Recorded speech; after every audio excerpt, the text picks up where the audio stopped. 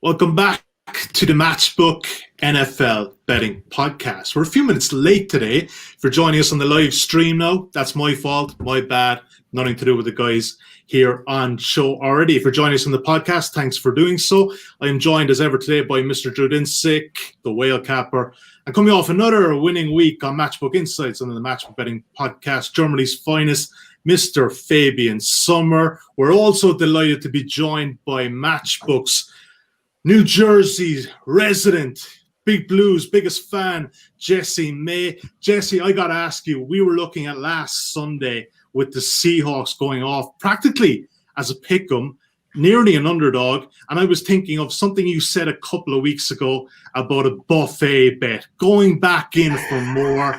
Jesse, I know you backed to -3. Did you go back in for some more? Oh, did I? Ended up being my biggest bet of the season. And look, I think if you're a lot of guys are like me, which is that, not a great judge, but trying to be a judge of the judges. We had when you had Suma and Drew and also Rob coming in on Seattle, I was quite bullish about it. So I usually this season, the bet staking is tough for me, but I usually do either 1 unit or 2.5 units.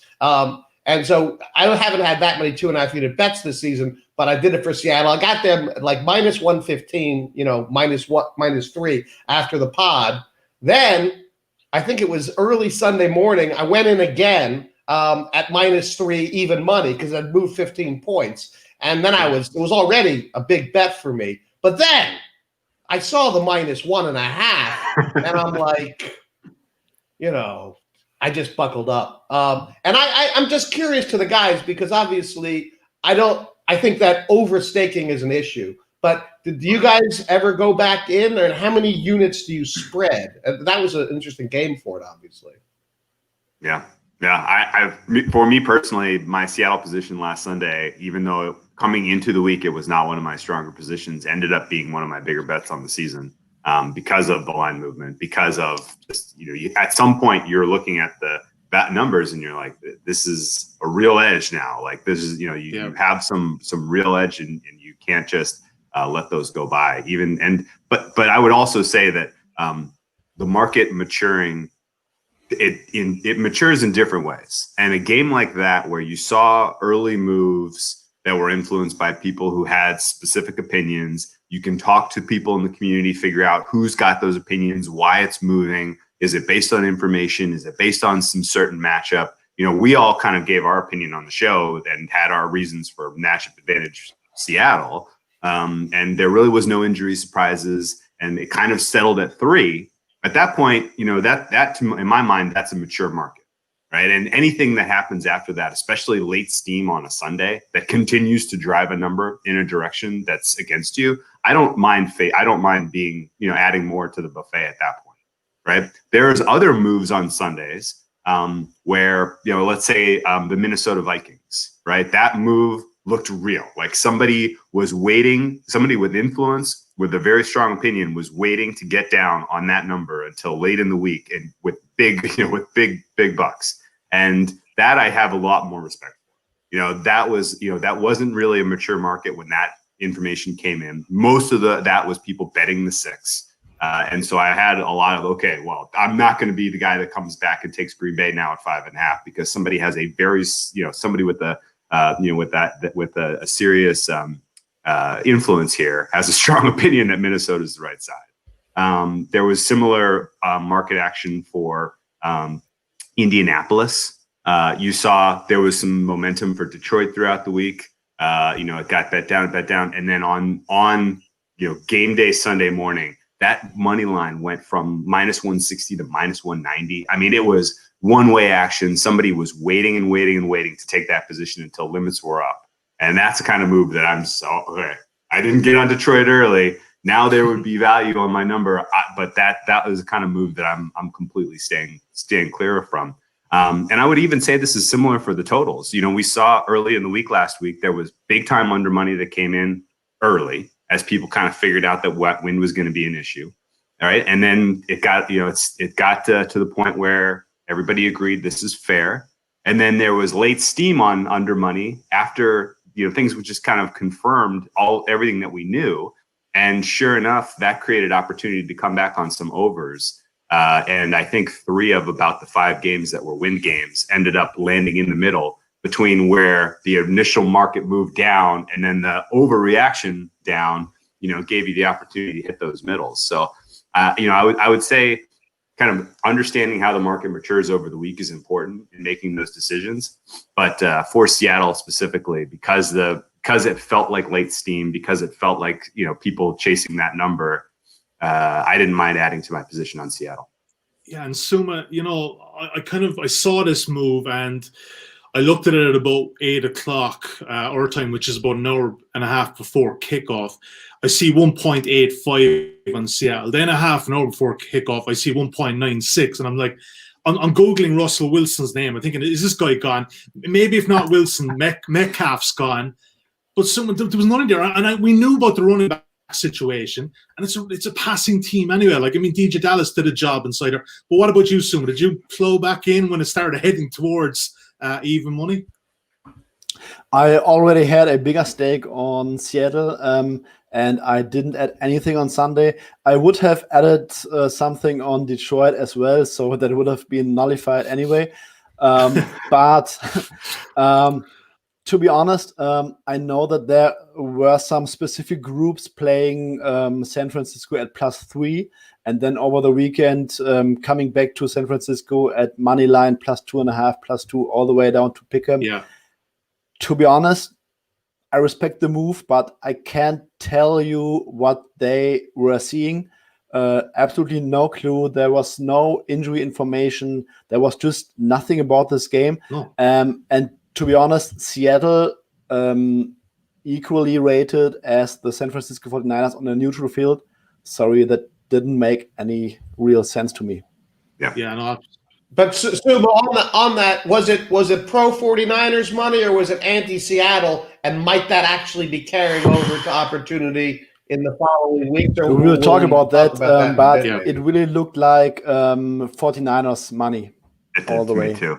Yeah, it could have been somebody may have gotten some false information that there was a COVID scare in Seattle or something like that. Like, that's not crazy. I've seen that come across in the information circles before where there's speculation on somebody's going to be out and it turns out not to be true. So that was kind of my gut feel, which was because the original move down to 3 was massive, and it was once it kind of got to the point of stasis there, and limits were coming up, nobody really was making any additional moves. I felt like everything that came after was, somebody, steam chasing effectively. So it didn't make sense to me unless it was, just misinformation. Yeah, one of the bigger moves I've seen in some time on the game day, especially. Let's just do a very quick recap of the other bets before we move on to this week. We had let's talk about the positives. We 3 out of 5, 60% rate, which, to be honest, if we got that for the rest of the season, we'd be quite happy. Steelers +4, assuming that was your top selection. Good man. Seattle -3, as we already mentioned. Vegas moneyline was a terrific look as well. I think the wind conditions really helped there with Captain Checkdown himself, Derek Carr. The losers, Drew, you beat CLV, but you didn't beat the line. Titans -5.5. I think it went off 7.5, so you were 2 points ahead on CLV. And I'm pretty sure you got a -4.5 as well, but never showed up. And overs in Browns and Raiders. And look, I think the weather kind of caught a few of us out last week. Again, we're recording this on Wednesday. You're 5 days out from weather. It can be tricky. But look, we knew by Sunday morning that wind was coming in off Lake Erie and we were in trouble, Drew. So, look, on to this week. That's last week. It's still a profitable week, guys. Let's move on. We're going to start with Sunday Night Football in Tampa Bay. The Saints against the Bucs. NFC South matchup. Jesse May, current betting at Matchbook, please, sir. Well, I think it's Drew Dinsick's absolute favorite team in the Saints versus America's new favorite team in Tampa Bay. So this will be a little bit of fun, right? Tampa Bay -5 right now, and I'm not sure if that's better or worse than the look-ahead line after Tampa Bay's performance against the Giants, but they're 1.45 on the money line with the over-under 51.5, gentlemen. Drew Dinsick, I don't think the Saints are your favorite team. I know you had a position last week -2.5, and you absolutely sweated balls to get that in the end. Yes. But I was watching you guys on Twitter, and you were like, I could just see you like just tilting, like they're taking delay of game penalties, and they're like, just kick the fucking 51-yard field goal by the Bears, who can't kick a field goal. Unbelievable. Just do it already. But look, you look at this line here, and I kind of take the point of view here with the Bucs. That, don't get me wrong, this line it's a bit inflated, but matchups wise, the Bucs defense against that Saints offense, I can see one-way traffic here with the Bucs. What are you thinking with this one? Are you going to the well with the Saints again this week? I'm going to. Noted Tom Brady hater here. You know, I guess my general feel. I didn't because Jesse brought up, I think, the key point, which was coming into this game, we had a look ahead of Bucs -4. I was hoping we would actually see the 4 because at the time I thought, hey, like these teams are very close right now. For me, home field advantage in the NFL, especially in division, is effectively 0%. I mean, I would give Tampa Bay maybe 1 or 2% advantage here because you're taking the New Orleans Saints outside, but it's not massive at all. I know that this is the second week in a row on the road for the Saints, but they're relatively familiar playing in Tampa Bay. This is not especially challenging travel or especially challenging spot for the Saints, in my opinion. So I think reasonable home field advantage here should be small, which is then telling you that even at 4.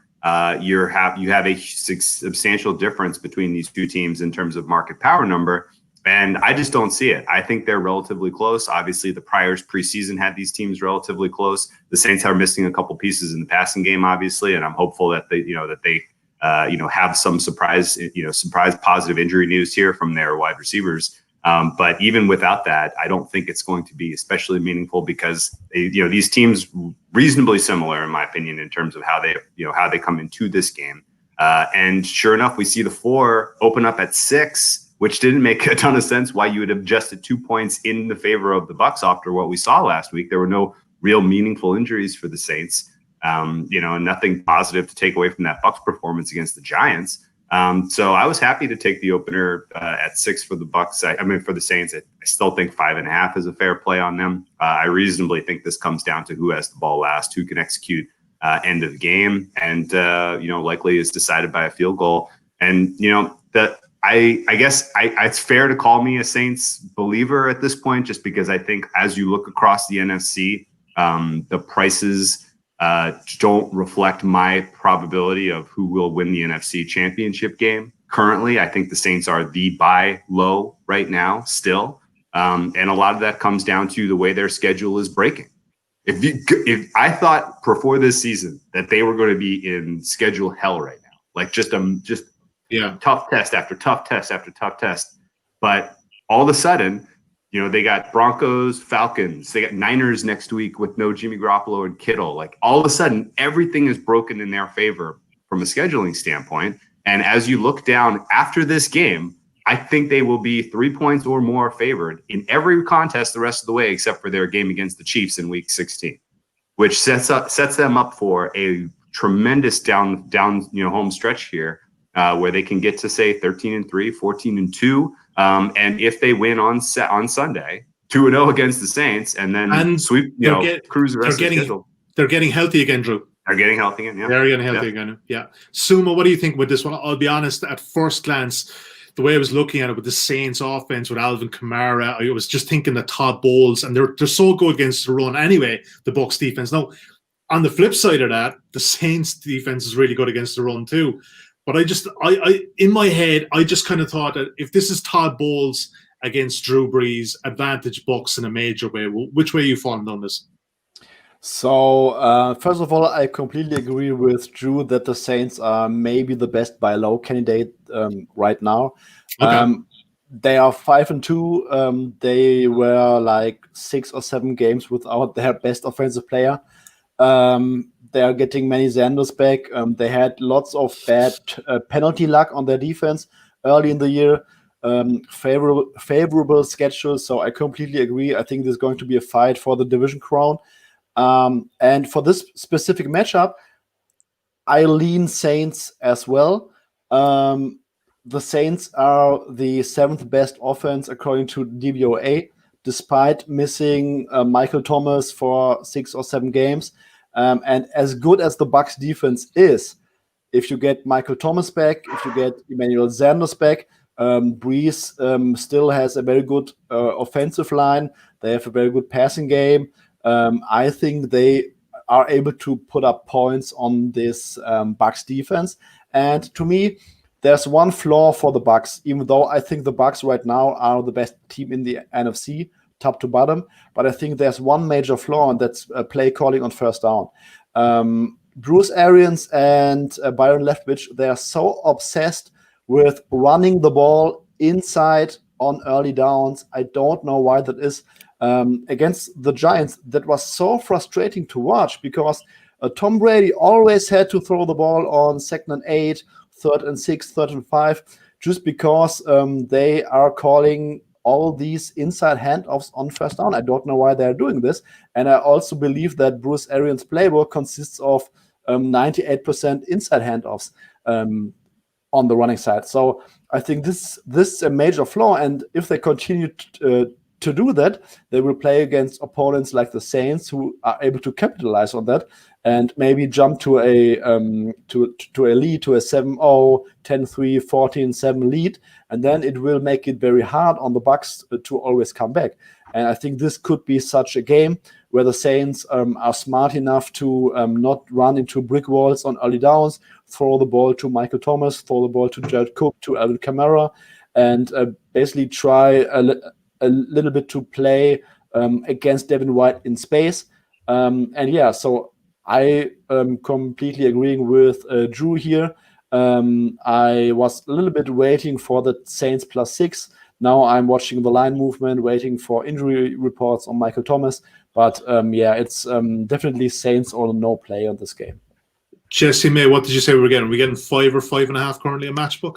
Right now, you're only getting 5, and it's a juiced. So, really? Maybe right now moving the wrong way. You mentioned the Tom Brady thing. I mean, he was, and maybe he's not happy with the coaching because he was so visibly frustrated on Monday night. I mean, I don't think I have ever seen him actually take his helmet off and start banging it on the bench like that. Where did that come from?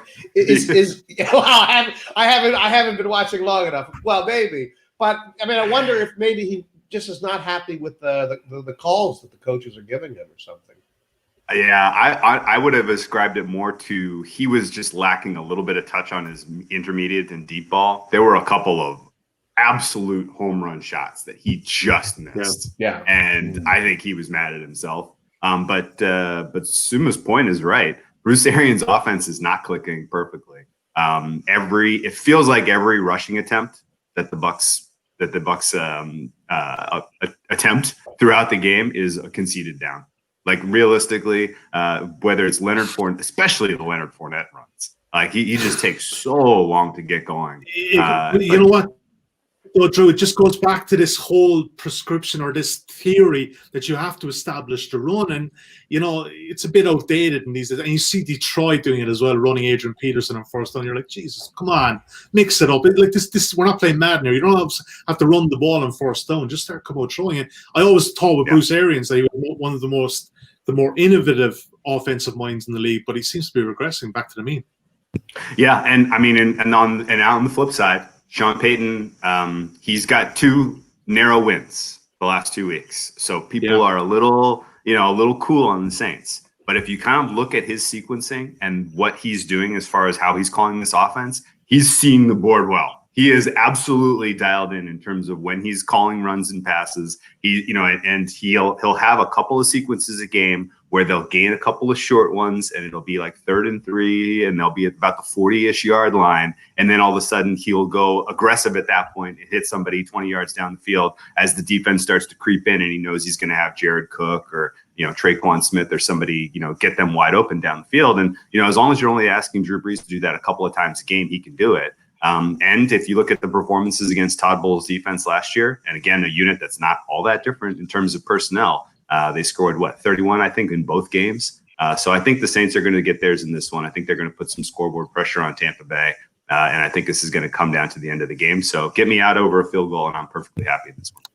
All right, Jesse, let's lock in Saints plus 5. I like that look, but unless you guys tell me different, Sunday night game going against the public team, I feel like you could wait on this one and hope it's not crazy. Right. Yeah, if there's any good news for the Saints wide receivers, though, we've seen in a bunch of markets this year so far, Thomas, yay or nay, has moved the number a couple points. So if he's surprised come Friday, then this could close at 3. Yeah, and lots of rain forecast for Tampa on Sunday too, so just be aware of that one. It should dry off closer to kickoff, but pre-game, lots of rain. Let's move on, gentlemen. It's Tua time in Arizona as the Dolphins head on the road. Jesse May, give us betting for the Dolphins and Cardinals, please, man. How can you not want to watch Tua time? So Miami Dolphins, after the big win with not very little offense, plus 4.5 against Arizona. No offense. No offense. I love it. It was beautiful. Plus 4.5. So Arizona minus 4.5, 1.44 on the money line. Over under 48.5. Let's hear it. I have no idea. Honestly. I mean, look, Drew, I'll get to you second on this one because I know you've definitely thoughts on that Dolphins second half last week. But Suma, I mean, look. Don't get me wrong. I've loved the Dolphins this year. I think one of the better. How can you not love this Dolphins team, right? Look, they're playing so hard, man. Coming from a 1-6, 1-15 team 2 years ago, whatever, Suma. But is there a bit too much love for them in this market? Obviously, Arizona at the time of recording, there is some COVID difficulties there. Not to maybe some of the key players, but there's some doubt. The market seems to be coming back towards Cardinals. But what do you think about this one, Suma? So I think the Dolphins are quietly becoming really good on defense. Early in the year, they had some injuries. I think Byron Jones was out 1 or 2 games dealing with some injuries. Xavier Howard was banged up. I think they need a little bit time to get accustomed to that Brian Flores defense. And over the course of the season, now on the full season, the Dolphins rank second in EPA per dropback on defense. I think since week 4 they are first in EPA per dropback, so the defense is really starting to click. They didn't play the Juggernauts offenses like the Jets and Rams last week, but I think the team is getting better. And now it becomes interesting on offense. I think Ryan Fitzpatrick has played a magic season so far. He had some borderline top 10 efficiency metrics, and last week we couldn't really take anything away from Tua Tagovailoa because the game script was so favorable for the Dolphins. They used lots of short passes, screens, slants. He had consistent pressure in his face from Aaron Donald. So there's really nothing I can tell about Tua from that specific game. I just think that one more week, more practice reps with the starting formation, I think definitely a worse defense in the Arizona Cardinals should help. And at the current number, I would slightly lean towards the Dolphins in this matchup. I think their defense can really give the Cardinals some fits. I think that Cardinals offense hasn't been really consistent in the passing game. The Dolphins defense is bad against the run, so I could see Cliff Kingsbury coming up with a run-heavy approach in this one. But I think against the pass, the Dolphins defense should look very solid. And then on the offense, we have lots of variance going on. We just really don't know what we can expect from Tua Tagovailoa here. I think if they come up with a solid game plan, the Cardinals are going to run a lot. I think the Dolphins could keep this one close. But at the current number, I think 4.5 or plus 5, I would not rush to bet the Dolphins. But if it gets higher, like 2 plus 6, I would get interested. Dolphins defense only giving up 18.6 points per game, top in the NFL. Who would have thought that through 9 weeks of the NFL season, Drew Dinsick? But Suma touched on it there with Tua. Generally speaking, when a rookie quarterback comes in, you get at least one game of it, you get a bit of tape. They have no tape on this guy. What did we see last week? We saw absolutely nothing. Yeah, last week watching Tua time was like watching paint dry. It was not exciting, but he was a rookie. He didn't get a lot of snaps in the preseason. In fact, he got 0. He was still recovering from his hip injury. They really didn't get to integrate much offense with him. So really until the bye week, and again, now in today's NFL, they don't practice during their official bye week. So he really was only getting virtual preparation. So he got 1 week of practice. They're going up against a Rams defense that has Aaron Donald, who is pretty obviously the best defensive player in the league right now. And he was under pressure a lot in that game because his offensive line is relatively young and inexperienced. Yeah. So it wasn't shocking to me that he didn't look crisp in that one. And I would expect Tua to be a heck of a lot more competitive in this game, going up against the Cardinals defense that I think is a little bit fraudulent. The Cardinals defense has looked great against the really bad teams in this league, but they have not looked great when they've gone up against some of the middling or better teams in this league. And they certainly have not looked good when they've had to come back from deficits, namely, playing against the Detroit Lions. They came back against the Seahawks, but that was a pretty unique reason, like a lot of, fundamental mistakes by the Seahawks and accruing penalties. So I honestly don't think that the market is currently rating the Cardinals appropriately at all. This would imply that they're something like a top 10 team in the NFL. And people maybe look at their record and say, yeah, that seems fair. They've won a bunch of games. But their offense is lacking any explosiveness in the passing game if they are not going up against a very weak pass defense. And this is a very strong pass defense. So I think you're going to see a lot more frustration with Kyler Murray in the passing game, trying to move the ball down the field. You look at their advanced metrics like EPA per play and things like that, and their rushing offense looks absolutely spectacular. Yeah, the Cardinals, that is. But that is almost entirely because of Kyler Murray scrambles. And going up against Brian Flores, who I have a ton of respect for as a very, very good defensive coach, I would expect that they are prepared for that and they try to take that away. And realistically, I think this is Dolphins or nothing. I think they should be closer to 3-point dogs here. I took 5.5 on the open. I think the market continues to move in their direction. I'm not worried about the running back injury to was it Gaskin or Breida or whoever? Running backs don't matter. Yeah, not spooking me at all. And realistically, I think you're probably getting the ideal time to buy in on Tua here after what we saw last week, and now going up against a defense that's going to be missing some key players in the secondary.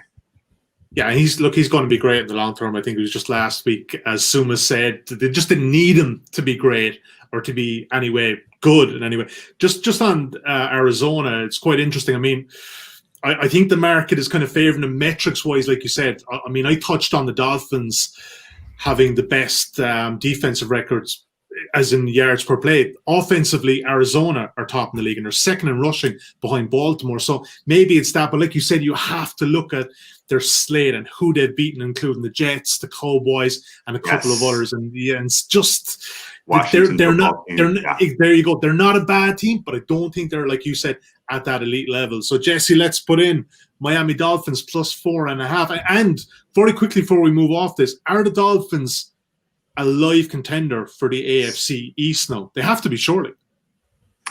A lot of it comes down to what happens with the Bills Seahawks, and we're going to talk about that shortly. But I would say yes. They lose their first 2 games to the season, and that's tough because they were 2 AFC East opponents. So they're 1-2 right now in the AFC East. So they're going to have to not win out, but they're going to have to, win the rest of their AFC East matchups, including the rematch with the Buffalo Bills. But I think they can do it. Suma, they can win the AFC East. I've actually got a ticket on them to win the division. I think at plus 900 from June or July.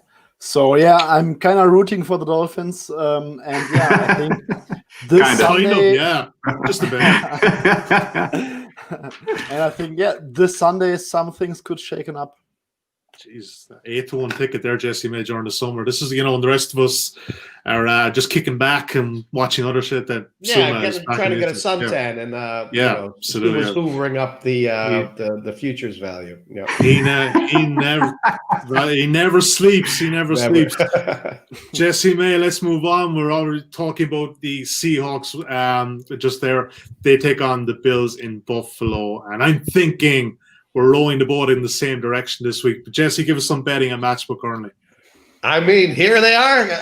And, the great thing about the Seahawks game last week, obviously, that line felt like a gift from start to finish the whole game. I don't know how it's going to be here, but -3 again against Buffalo Bills. And Seahawks 1.653 on the money line. It's a flat 3, maybe a bit juiced towards even coming off that number to 2.5, and the over/under 55. Drew Dinsick, wash, rinse, and repeat on the Seahawks. Come on, because I can see this playing out very similar, and the way the market is suggesting right now, there is a bit of belief in Buffalo in the market, and I'm not totally sure it should be there. I think it's entirely situational.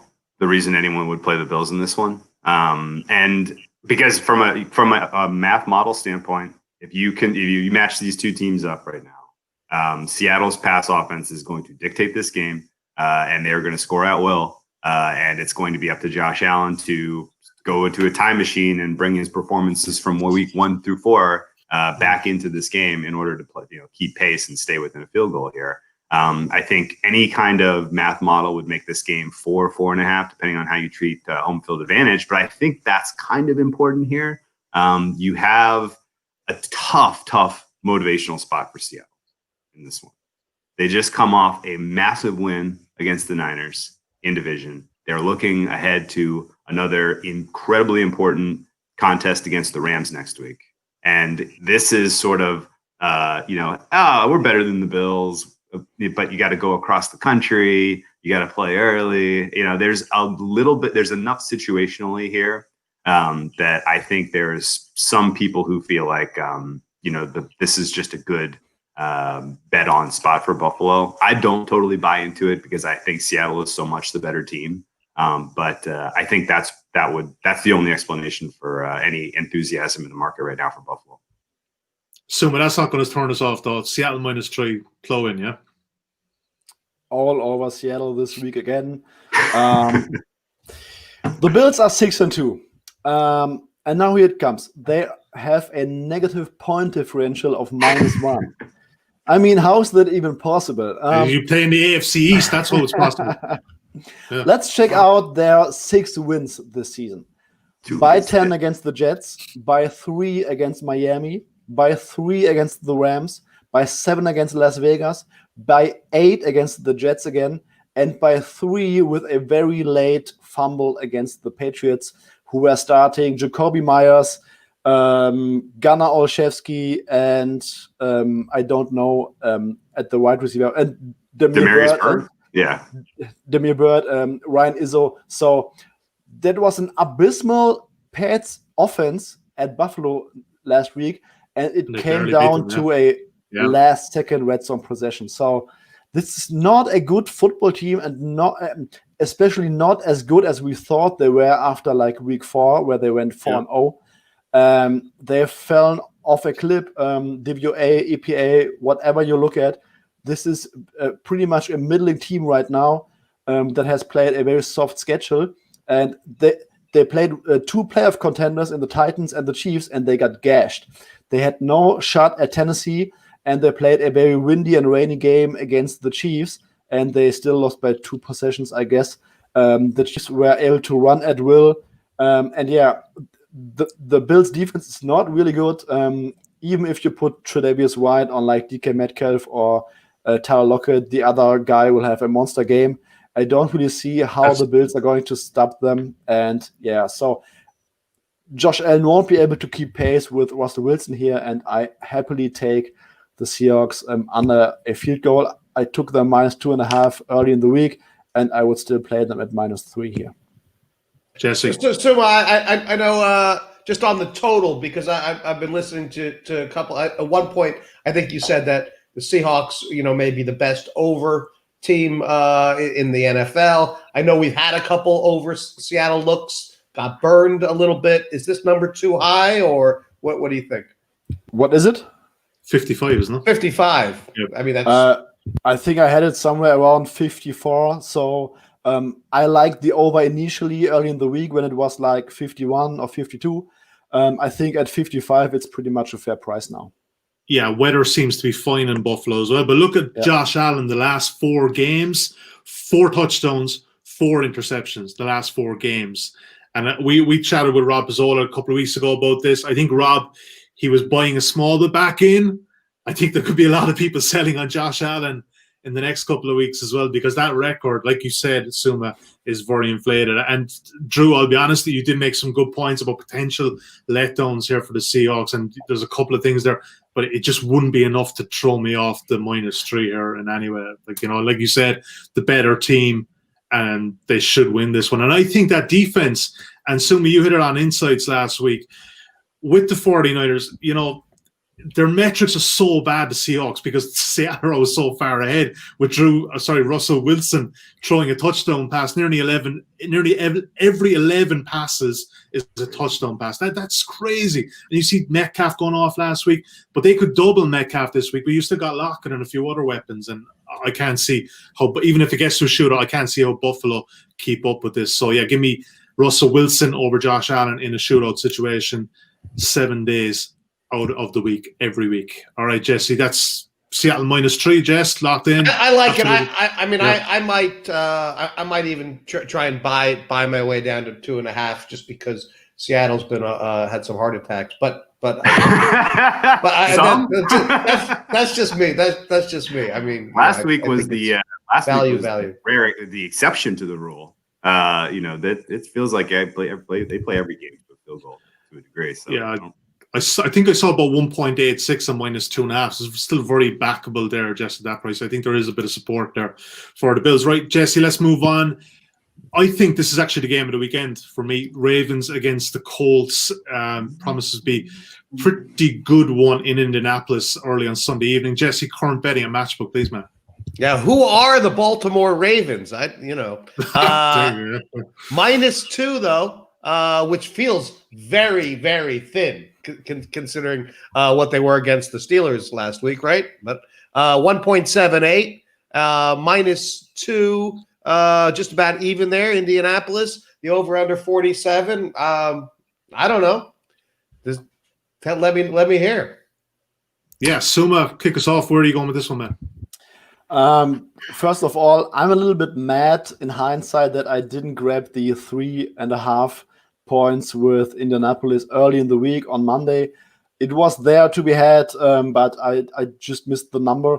I think in hindsight that opener was on the wrong side of 3, and now with Marlon Humphrey ruled out and the whole linebacking corps for the Ravens on the COVID list, they have a shot to come back. I think they need like 5 days and or 2 negative consecutive COVID tests.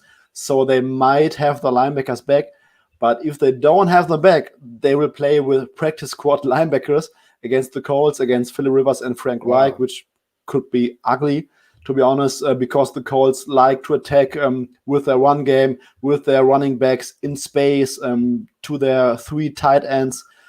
So I think if they don't get those players back, the Colts could easily march down the field in this one.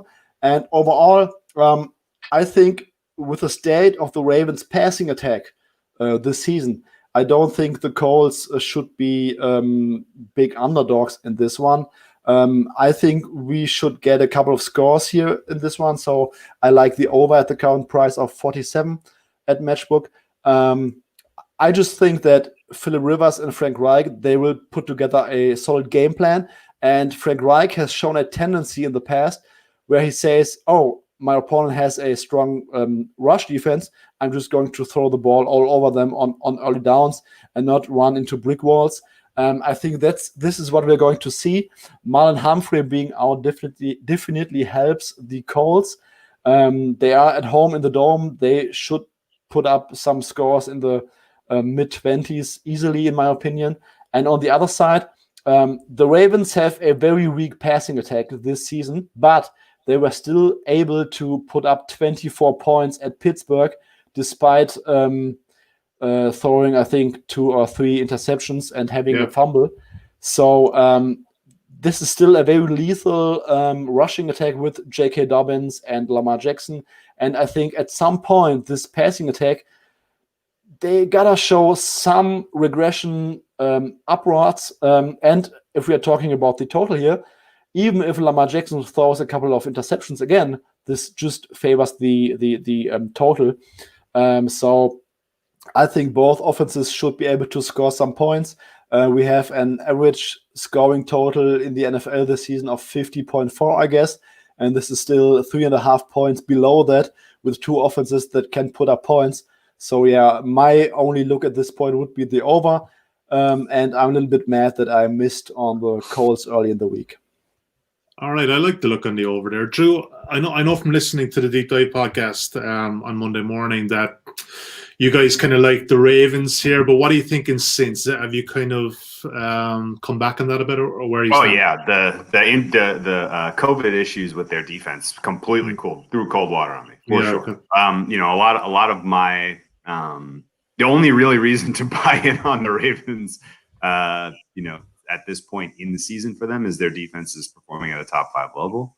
And going up against Phillip Rivers, they should be able to force a couple turnovers if they were full strength. Now that they're depleted, I agree with Suma. I think there's going to be points in this one. And realistically, I guess if we focus specifically on Suma's last point there, that there should be some positive regression for the Ravens passing game. This is the right spot.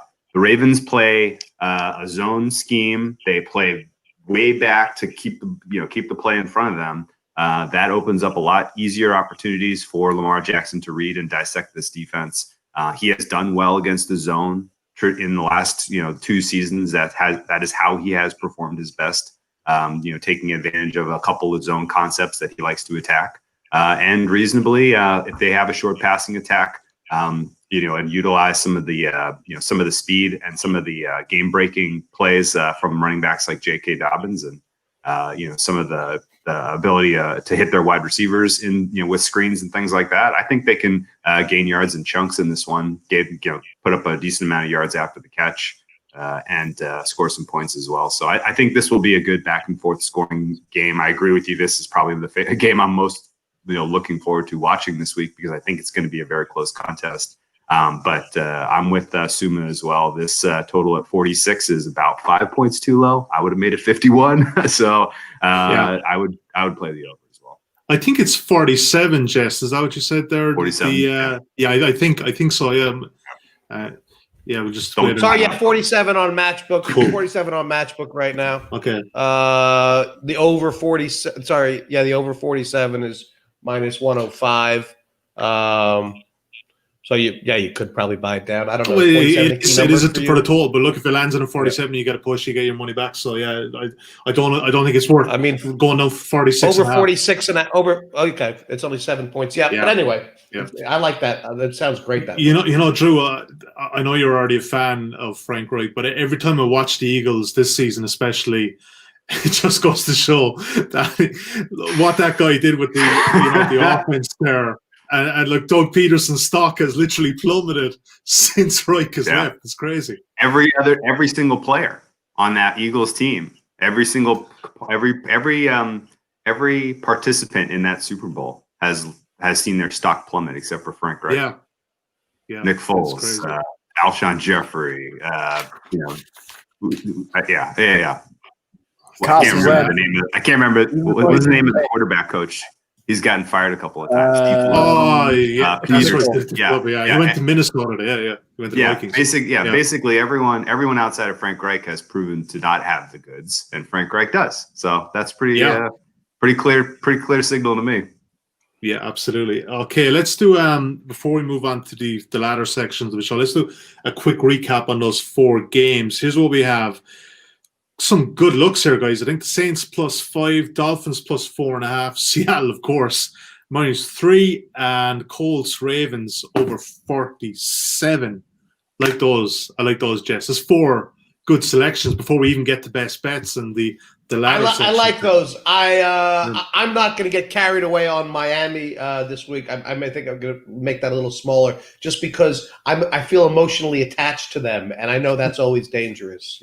I think realistically, whatever best price you can find for them to win the AFC East is probably still bettable. I mean, this is a high leverage week. They win in the desert, and and the Seattle And takes care of Buffalo business against the Bills, then you gain a lot of value in that ticket. So it's not crazy. Absolutely agree with that. Right, gentlemen, before we move on to top dogs, let's have a look at anything else. I think this card this week is a bit easier than last week, Drew. But is there anything else kind of jumping out at you outside of top dogs and best bets this week? I mean, it's easier in terms of I came to my picks more quickly, but I don't have as many. I'm only looking at about 5 plays probably this week. I have 2 other overs that we bet earlier in the week. One was the Denver-Atlanta over. It's up from 47 to 50. I still think 50 is fair. Denver's defense, by my numbers, is severely overrated, especially going up against a passing attack that has as many diverse weapons as Atlanta has. Atlanta's probably a little bit of a bet on team right now. Even at -4, they're going to be able to score points against this Denver team, and then it's going to be up for the Atlanta defense to do what they do every week, which is just allow just incredibly garbage time points for Drew Lock and company. So I think that one gets over 50. And then this may be very recency biased decision making on my part, but I think the total in Tennessee Chicago is laughably low at 46.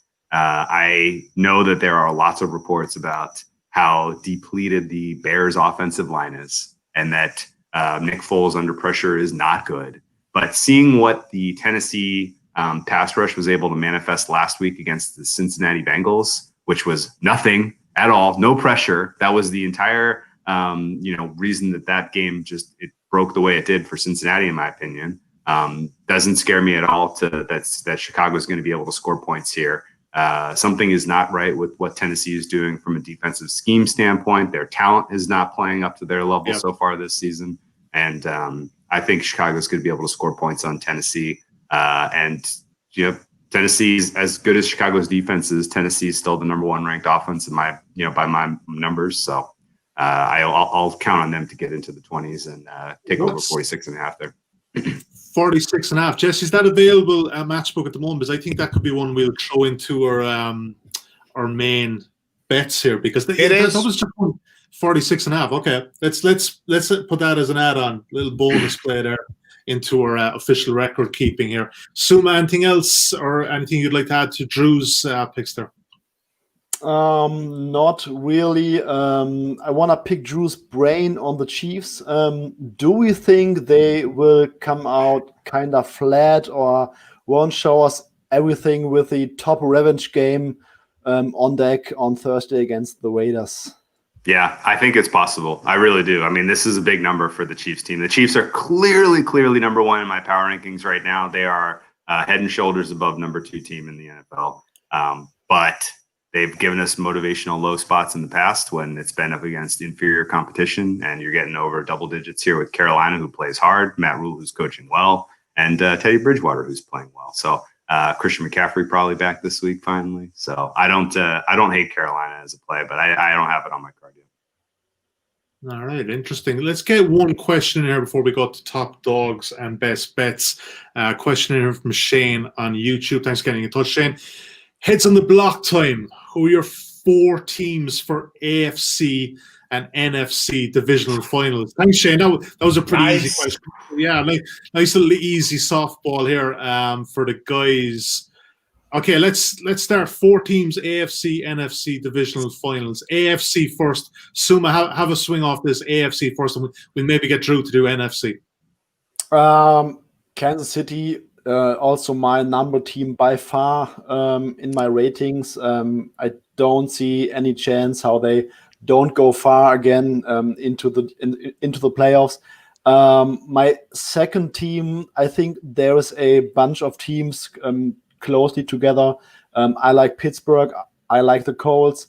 If I had to take one matchup right now, I would probably say Chiefs Steelers. Nice. That'll be some game. We look forward to that one. Drew, NFC, what do you think? It's a long way out. Obviously, we're only in week 9, but right now, if you had to bet it. I'm going to say Saints Seahawks. Nice. And I agree with that. I agree with Sumas. KC for sure in the AFC is number 1. Yep. I think the buy on there's going to be a buy on spot for the Ravens. Yep. And it's going to come right before Thanksgiving because they play the Steelers rematch with the Steelers Thanksgiving night. I think they can beat them in that spot based on, if they play a cleaner game than we saw on Saturday, I think the Ravens still win. I don't think they cover the 4. I think that price was wrong. But I do think they get the win on Thanksgiving. And I think you're talking about a very soft home stretch from them. It is really something. I mean, you go look at those teams they play after the Steelers, and it is like, okay, they're going to have a nice soft landing to get themselves right for the playoffs. And I think that's kind of their vision of how their arc of their season is going to go anyway. So I'll take Baltimore, KC in the AFC still. Nice. Okay. Pretty good matchup too. All right, gentlemen, let's move on to week 9 top dogs.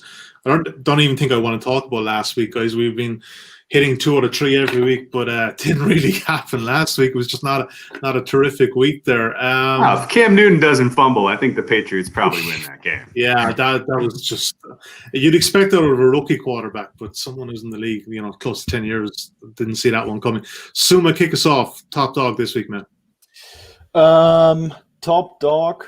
What did I say before the show? I think you took the Colts.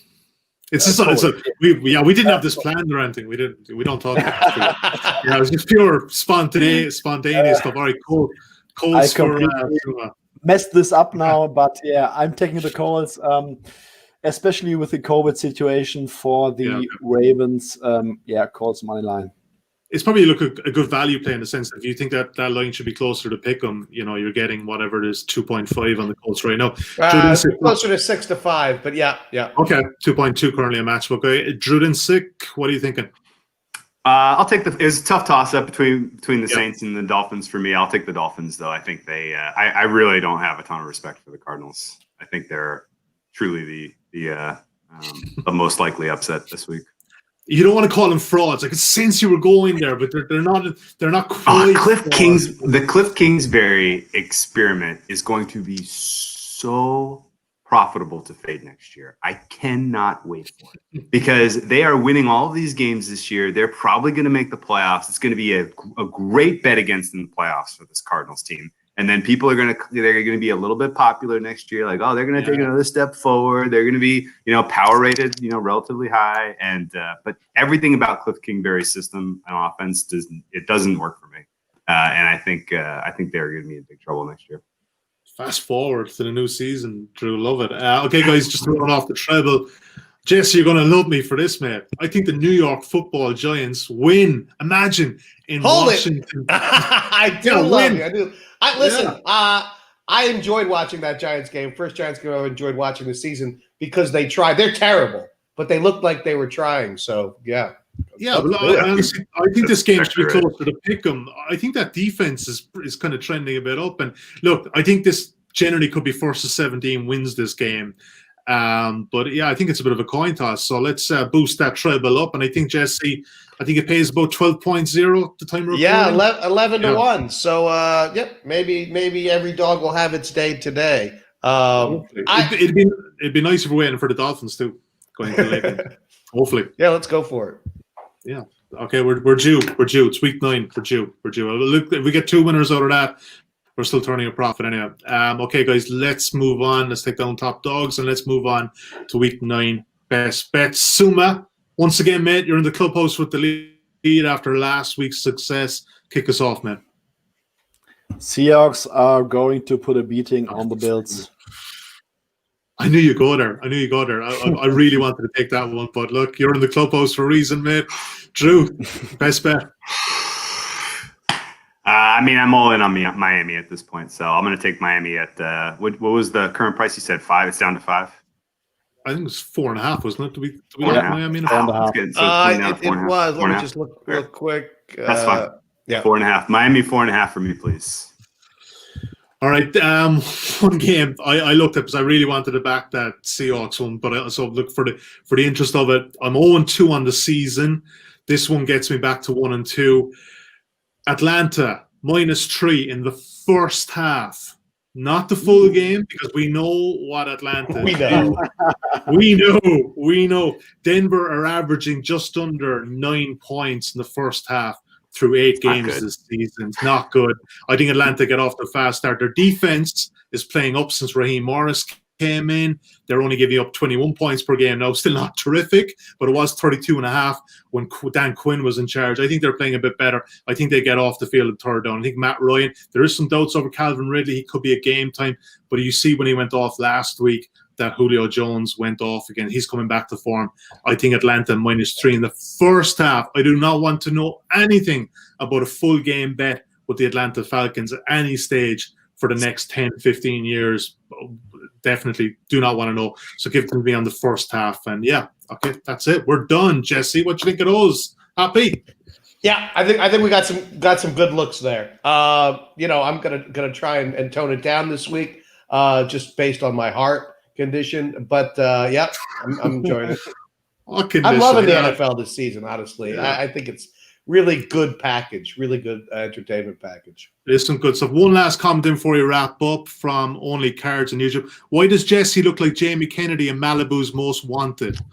If you're listening to us on the podcast, you won't get that. You'll have to tune into the YouTube channel. I mean, honestly, I can't be the only person who's been up more than 24 hours straight because of the election. I mean, this was honestly, I know we haven't talked about it, but from a watching betting markets point of view, the last 24 hours have been sublime, just sublime.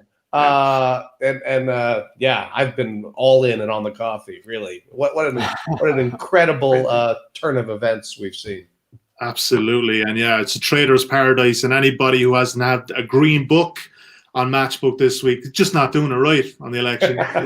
just not doing it right. It's actually hard not to do. All right, guys, we're out here, and this week 9 is in the books. Drew, my thanks to you. Suma, thanks as ever. Jesse, good to have you back, brother.